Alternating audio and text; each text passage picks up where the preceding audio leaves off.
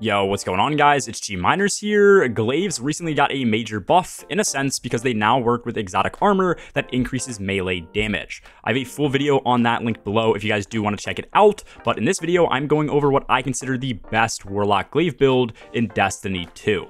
We are going to be taking a base Glaive, giving that a 30% increase in damage through one of the brand new perks this season, and then scaling that up even more with a 275% increase from Winter's Guile, which are the Warlock exotic melee gauntlets. And then on top of all this, we are also going to be getting a 15% increase from debuffing targets, along with another 20% increase because Glaives do also count as weapon damage, so we can utilize a buff here. In total, this is going to be around 575% increased damage for our entire Glaive, which will be a 6.73x multiplier. Now, I know there are a lot of players out there who are fans of combining Glaives with Necrotic Grips and Karnstein's armlets, but in my opinion, Necrotic Grips tend not to work in harder pieces of endgame content. Karnstein's are solid, but having Devour in this build is much stronger, and the damage increases we get from Winter's Guile is needed to make Glaives consistent enough to one-hit almost enemies. So I definitely think as far as Warlock Glaive builds go, this one takes the cake. Real quick, before we get into things, if you guys do enjoy these build videos and you want to see more like them, make sure to drop a like and sub down below. Subbing helps me out a ton, it's completely free, and you can always unsub later.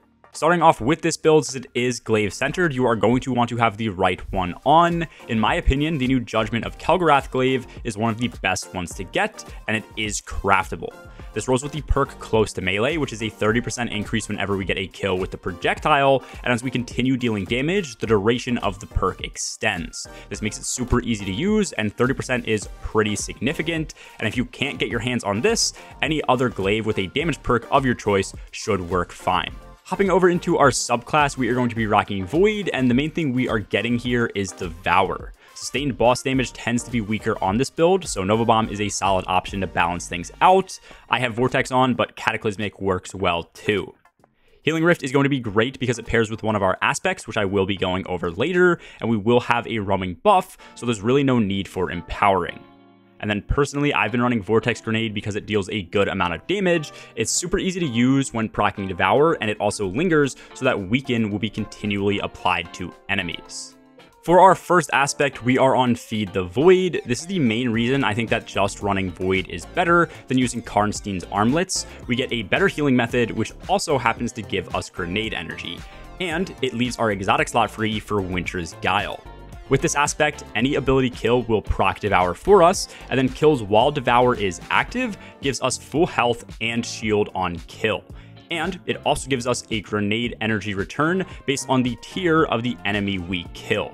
Child of the Old Gods is another great aspect. This works around our Healing Rift, which is why I opted for healing in the first place. With this, placing our Rift down is going to give us a Void Buddy, which attaches to the first enemy we shoot.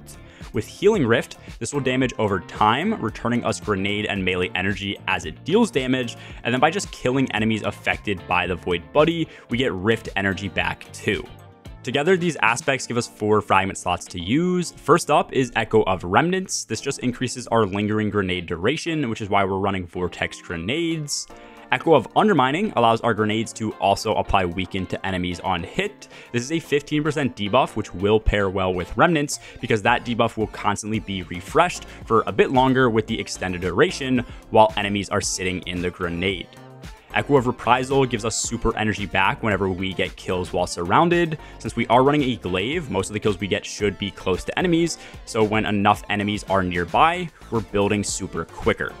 And then lastly, I am running Echo of Persistence. This allows Void buffs applied to us to just last longer. Devour will now get up to 15 seconds in total duration, which is nice for maintaining the buff without needing another ability to proc it.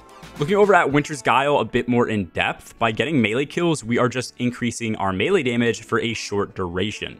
Once again, this does now stack with Glaive melees, and the tiers of melee damage are on screen now.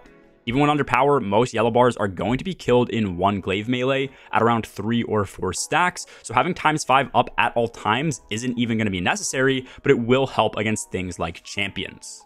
Lastly, for the mods on this build, we are really just focusing on buffing our Glaive and then also getting our grenades back even quicker.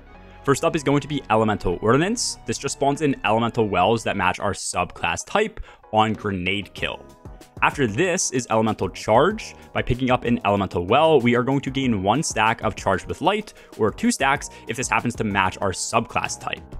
High Energy Fire is then going to give us a 20% increase in weapon damage. This will consume 1 stack of Charged with Light per kill we get, but as long as you have this up when dealing damage to bosses or champions, it won't go away until you kill something. I am also running Bountiful Wells to double the amount of elemental wells that I spawn in at base, and since there should be a decent amount of wells, I do also have on Well of Tenacity for a bit of extra damage resistance. The seasonal mod Passive Aggressive Guard also adds DR whenever we're wielding a glaive. This should be 50% because I think Passive Guard was 50%, but I haven't tested it myself, nor did I see a value for this on the compendium, so take that with a grain of salt. Overall, I think the build feels super solid, and I stand by the fact that this is probably the best glaive build you're gonna get on Warlocks, but I wouldn't say that it makes it one of the best builds in all of Destiny. Even with these changes, I still feel like the glaive playstyle feels super clunky, and it's super high risk, high reward with needing kills constantly for both healing and your damage stacks.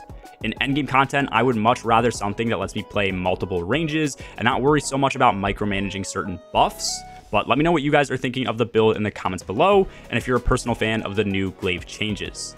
I have also been running Spire of the Watcher speedruns over on my Twitch, which is the new dungeon. A link to that and my Discord server are both in the description below if you're interested in checking those out. Anyways, that's all for this video, guys. As always, have a good one. Peace.